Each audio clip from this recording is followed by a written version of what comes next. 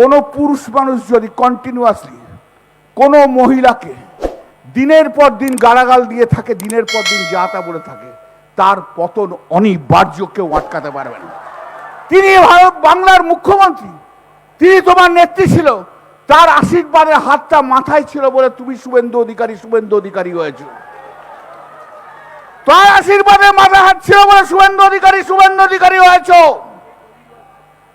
এ হচ্ছে বিশ্বাসঘাতকের দল, বেঈমান মির্জাফর। শুধু তাই নয়, বলতে গেলে অনেক কথা বলতে হয়। আমি ব্যক্তি আক্রমণে বিশ্বাস করি না। ওরা যে ব্যক্তি আক্রমণ করে, সেই ব্যক্তি আক্রমণে বিশ্বাস করি না। আর যার হাত দিয়ে তুমি তৈরি হয়েছ, কি রাগ? খুব ছোট্ট রাগ, আমি তো ভাবতেই পারি না পলিটিক্সে তো এটাই হতে পারে। রাগটা কোথায়? অভিষেক কেন রাজনীতিতে দাঁড়াবে, এটাই তো রাগ। আরে অভিষেক বন্দ্যোপাধ্যায় তার হাঁটুর কোয়ালিটিতে তুই এসে পৌঁছতে পারবি না।